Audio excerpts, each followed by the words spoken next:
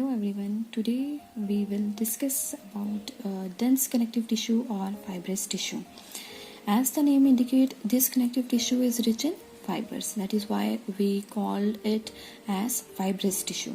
Now, depending upon the type of fibers, it is divided into two types. The first type is white fibrous tissue. For example, tendon, and yellow fibrous tissue. For example, ligaments. अब white fibrous tissue में हमने देखा कि कौन सा fibres जो है वो ज़्यादा अमाउंट में है, वो है फाइबर कोलाजन फाइबर. और येलो फाइब्रस टिश्यू में आप देख सकते हैं कौन सा फाइबर है, वो है इलास्टिन फाइबर.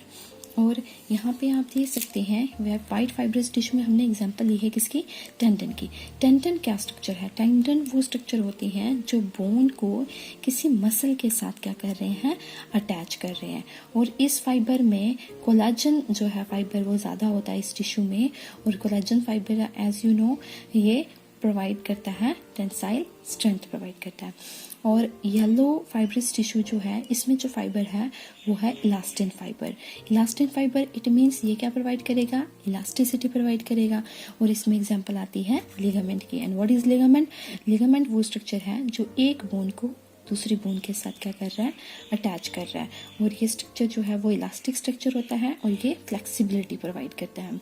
अगर आप इन दोनों के स्ट्रक्चर को देखोगे ध्यान से तो यहाँ पे आप देख सकते हैं टेंडन.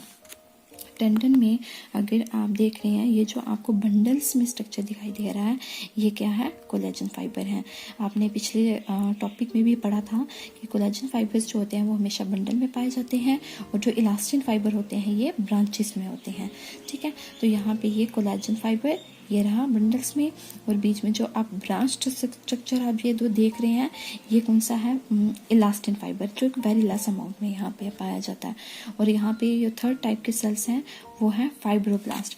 फाइब्रोब्लास्ट वो होते हैं, वो सेल्स होते हैं, उन सेल्स को हम बोलते हैं जो फाइबर्स सिक्रेटिंग सेल्स होते हैं. अब फाइबर कौन से हैं, कोलाजन एंड इलास्टिन.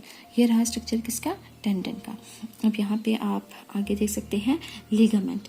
लिगामेंट में आप देख रहे हो यहाँ पे कौन कौन से फाइबर्स हैं, इलास्टिन है ज़्यादा अमाउंट में, ठीक है, जो कि इलास्टिसिटी प्रोवाइड करता है. और ये जो ब्रांचेस में है, ठीक है, और कोलाजन फाइबर जो कि बंडल में है और वेरी लेस अमाउंट में है.